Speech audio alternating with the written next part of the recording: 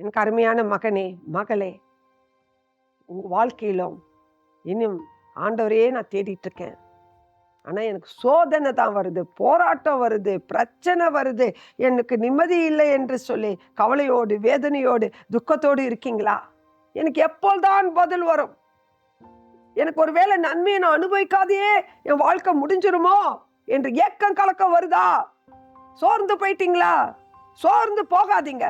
வாங்க தேவ பிரசன்னத்துக்கு, முழங்கால் படியிடுங்க. அவரை தேட இந்த காலை வேளையில் உற்சாகத்தோடு வாங்க. இன்னைக்கு உங்களுக்கு தேவனுடைய வார்த்தை என்ன தெரியுமா? யோபு 42வது அதிகாரம் 12வது வசனம்.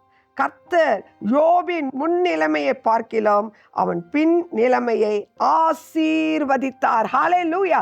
கர்த்தர் உங்களுக்கு ஆசீர்வாதம் வச்சிருக்கார்.